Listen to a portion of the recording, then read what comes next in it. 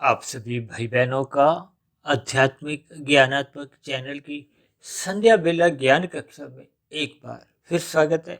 आज की चर्चा का विषय है कर्मों में सुधार, एक समझदारी।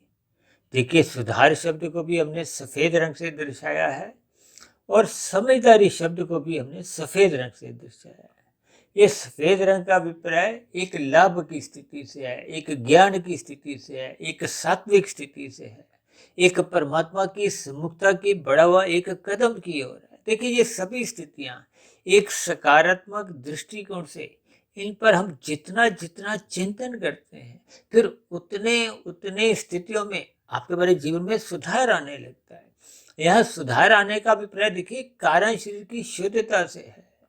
कारण शरीर में जितना जितना सुधार बनता जाता है, ये एक सात्विक स्थिति है। क्योंकि प्रकृति के 3 गुणों में तमोगुण, रजोगुण और सतोगुण में सफेद दृष्टिकोण से तो तमोगुण से ही अच्छा गुण रजोगुण कहा गया है। इसलिए तो हमने कर्मों में देखिए का शब्द को काले रंग से दर्शाया है और माँ शब्द को हमने एक रंगीन रंग से, राशि स्थिति से दर्शाया है।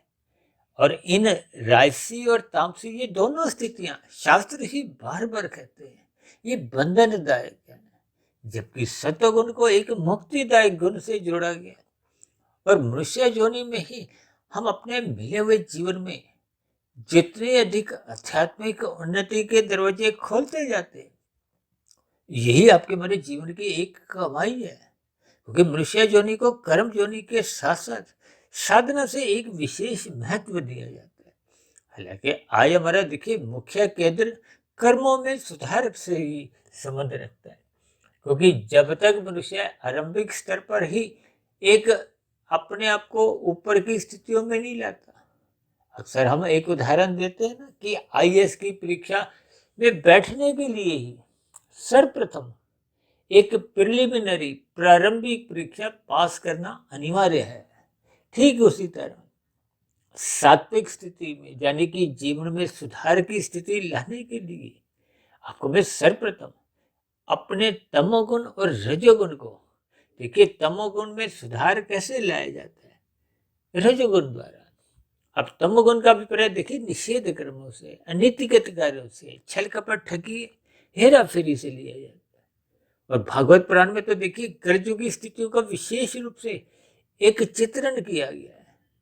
धूत कीड़ा, मदपान, स्त्री संग, हिंसा और अनीतिगत कार्यों से कमाया गया धन, इन सभी 5 स्थितियों में शास्त्र बार बार आगाह करते हैं कि इनमें कलयुग का वास है। कलयुग का अभिप्राय देखिए तामसिक स्थितियों से है, निंदनीय स्थानों से है। इन स्थितियों का संग करने मात्र से मनुष्य में पाप कर्म सहज ही होने लगते हैं। देखिए, ये इन 5 स्थितियों पर जब आप चिंतन करोगे तो आप अपने आप को इन पाप कर्मों की दुनिया में सहज ही गिरा हुआ पाओगे।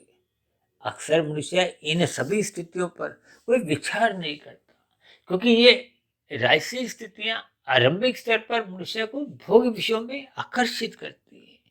और रजोगुण यदि सतोगुण की लगाम से मर्यादित है, संतुलित है, नियंत्रित है, तब तो रजोगुण में रहता हुआ मनुष्य तमोगुण में गिरने से बच जाता है। इसीलिए तो आपके हमारे जीवन में ये विभिन्न प्रकार के कर्म कांड रचे गए। ये कर्म कांड करने मात्र से भी मनुष्य सत्वगुण की दहलीज में जाता रहता है, सत्वगुण का ज्ञान उसको मिलता रहता है। ये सत्वगुण का ज्ञान ही आपके हमारे जीवन में जो बुराइयां आ चुकी होती हैं, जो गलतियां हम कर चुके होते हैं, उनका एक बोध करवाते हैं। देखिए, जैसे प्रकाश में रखी हुई वस्तुएं ही आपको हमें नजर आती हैं कि कौन सी वस्तु कहाँ रखी है। शाम को जैसे ही सूर्य अस्त होता है तो ये अंधकार में स्थितियां सहज ही हम प्रतिदिन देखते हैं। इसलिए तो हम अपने घरों में देखिए बल्ब ट्यूब जला देते हैं, ताकि आपको हमें घर पे रखी हुई वस्तुएं नजर आए। उन रखी हुई वस्तुओं से हमने जितने भी क्रियाकलाप करने होते हैं, विशेष रूप से देखिए रसोई घर में हमने खाना बनाने की जो स्थितियां हैं, उनमें विभिन्न प्रकार की क्रियाएं करनी होती हैं। तो ये प्रकाश होना आवश्यक है। यदि प्रकाश नहीं हो तो अंधकार में भले ही आपके भरी आंखें स्वस्थ भी हों, देखने में असमर्थ रहती है, तो फिर अंधकार में आपको में ठोकरें लगती हैं। ठोकरों में कोई खुशी नहीं, दुख होता है, पीड़ा होता है। ठीक इसी तरह मन के स्तर पर जब जब अज्ञानता आने लगती है, देखिए अज्ञानता का अभिप्राय क्या है कि जब बुद्धि अपने विवेक स्थिति में नहीं होती, बुद्धि को सही गलत की पहचान नहीं होती। हालांकि शास्त्रों में तो मन को भी एक सात्विक स्थिति से जोड़ा गया, लेकिन अनादिकाल से ये मन विषय भोगों की गलियों में सहज ही अपने आप को लिप्त रखता है। ये मन की एक कमजोरी है। मन की कमजोरी का मतलब यही तक ही है कि उसकी विषय भोगों में एक रुचि बनी रहती है। इसलिए तो शास्त्र बार बार कहते हैं ये मन ही बंधन का कारण है, क्योंकि ये संसार में लगा हुआ है। इसीलिए शास्त्र बार बार कहते हैं इस मन को जोर जबरदस्ती से सत्संग करने पे राजी करो। और ये सभी स्थितियां बुद्धि के स्तर पर ही मन को जोर जबरदस्ती करते हुए राजी करवाया जाता है। और आरंभिक स्तर पर तो देखिए मन सत्संग में लगता नहीं है, क्योंकि सत्संग में एक ज्ञान में स्थितियां होती हैं। मनुष्य का अनादिकाल से विषय भोगों को भोगते भोगते, ये भोग विषय क्या है? गंध, रस, रूप, स्पर्श और शब्द।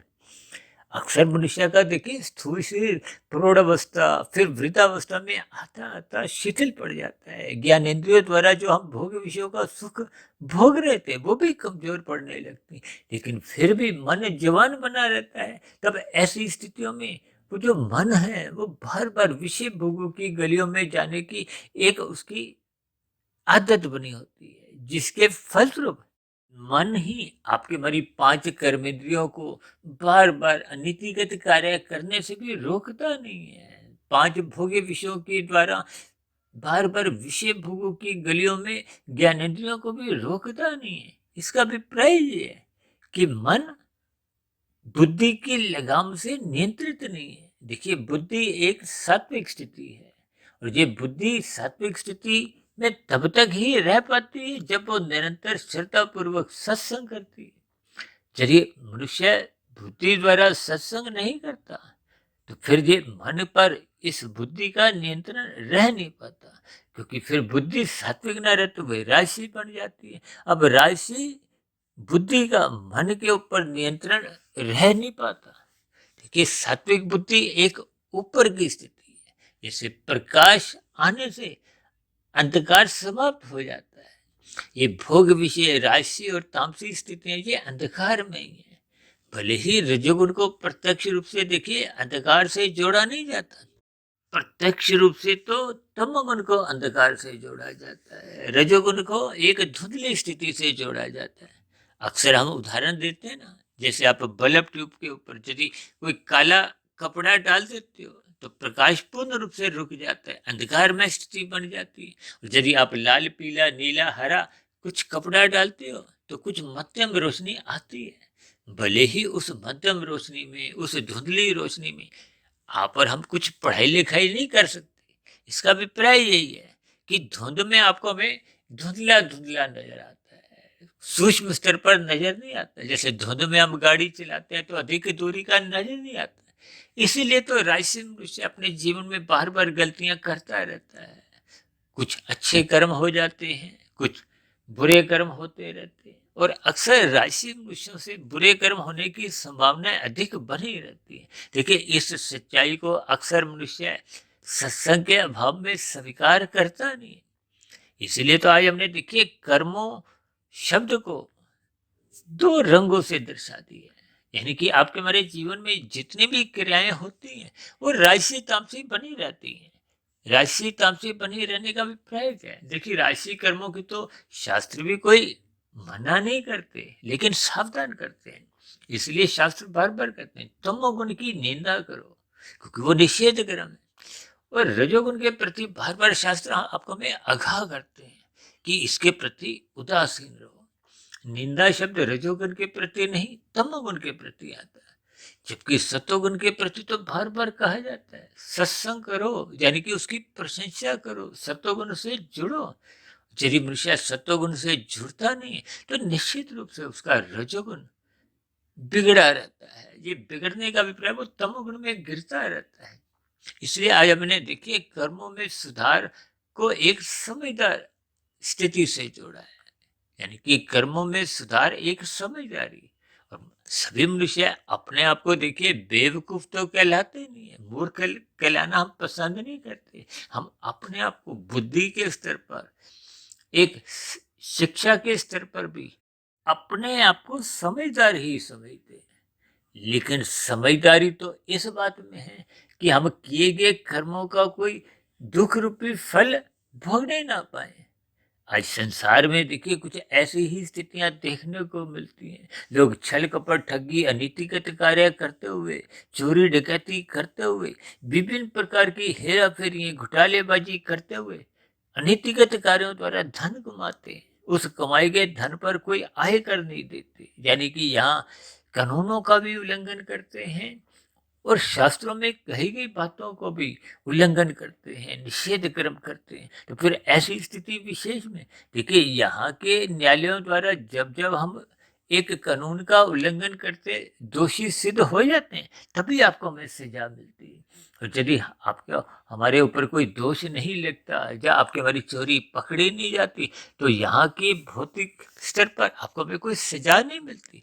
लेकिन परमात्मा के यहाँ कर्मफल सिद्धांत के अनुसार आपके हमारे किए गया छोटे से छोटा पाप कर्म भी नोट हो जाता है, लिख दिया जाता है। और उस किए गए पाप कर्मों का आपको कभी ना कभी किसी ना किसी स्थिति में भविष्य में दुख रूपी परिणाम, सजा, दंड भुगतनी ही पड़ती है। यही तो एक कर्मफल सिद्धांत की स्थिति है। देखिए कर्म पहले होता है, फल बाद में आता है। ये एक अटल सिद्धांत है। यदि हम फल खाते हैं, कर्म करते नहीं, छीना झपटी करते हैं, तो फिर ऐसी स्थितियों में आपको हमें दंड मिलता है। तो फिर ऐसी स्थिति में तो हम देखिए उस दंड को भोगने को बाध्य होते हैं। तो फिर इसमें किसी भी प्रकार की कोई समझदारी नहीं है। मनुष्य जीवन पाकर यदि हम अपना कर्मशय बिगाड़ लेते हैं, मरने के बाद ये जो नीचे की 80 लाख प्रकार की योनियों में जाने को बाध्य हो जाते हैं, तो इसमें किसी भी प्रकार की कोई समझदारी नहीं है। इसलिए तो आज हमने क्या लिखा है, कर्मों में सुधार एक समझदारी। आप भाई बहनों को शायद ध्यान होगा, अभी 2-3 दिन पहले ही हमारा एक वीडियो प्रसारित हुआ था, मनुष्य एक कैशियर। क्योंकि कुछ दिन पहले ही देखिए अखबारों में, समाचारों में कुछ इनकम टैक्स की रेड में कुछ बहुत ही अधिक धनराशि, नोटों के अंबार पकड़ में आए थे। तो उन स्थितियों से ही कुछ प्रेरणा लेते हुए हमने संध्या बिरला ज्ञान कक्षा में मनुष्य एक कैशियर से एक वीडियो प्रसारित किया था। और उसी स्थिति को ही और समझाते हुए आज की वीडियो देखिए, कर्मों में सुधार एक समझदारी। इन सभी स्थितियों को हम देखिए कहीं ना कहीं किसी न किसी स्तर पर समझाने का प्रयास करते हैं।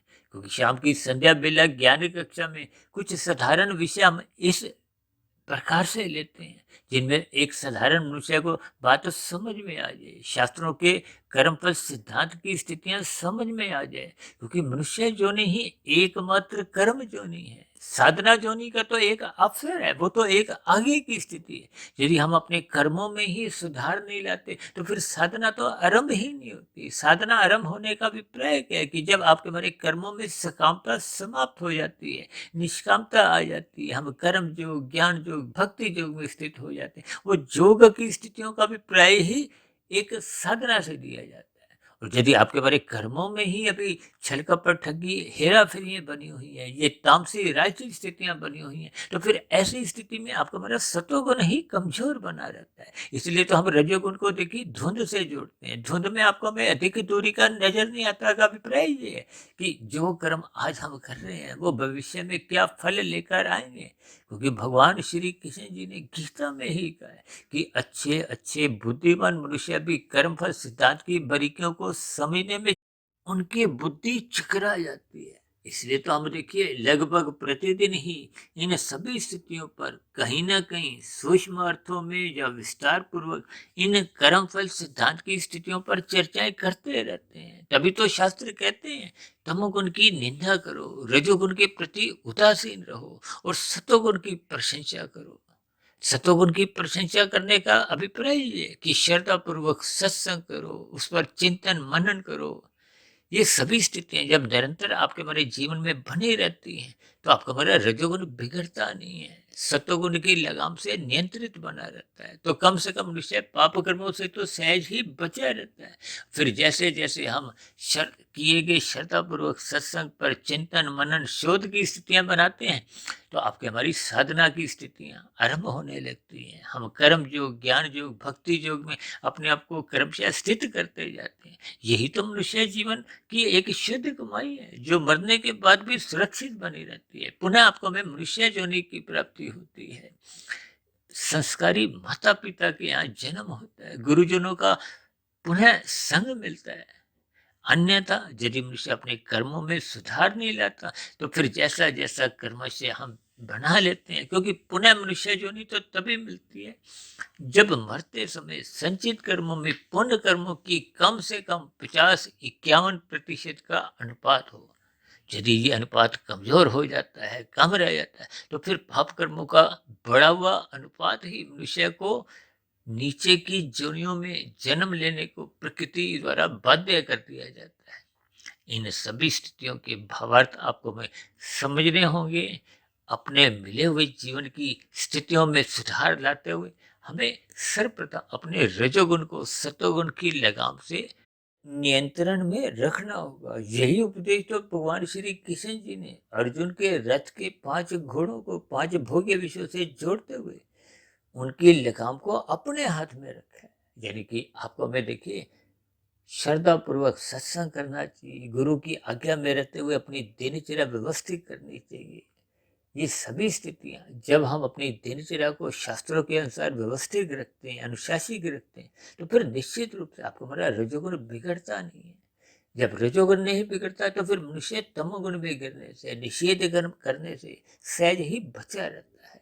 यही आपके हमारे जीवन में कर्मों में एक सुधार की स्थिति है, और यही कर्मों में सुधार आते आते फिर आपके हमारे जीवन में निष्कामता आने की संभावनाएं जन्म लेती है। कर्म योग ज्ञान योग भक्ति योग की एक आध्यात्मिक स्थितियां बनने लगती हैं जो निश्चित रूप से आपके हमारे बड़े भविष्य को संवारती है। तो ऐसी सभी शुभ स्थितियां हम सभी भाई बहनों के जीवन में भी बनना आरंभ हो। इन्हीं शुभ कामनाओं के साथ आज की चर्चा विशेष को यही विश्राम देते हैं।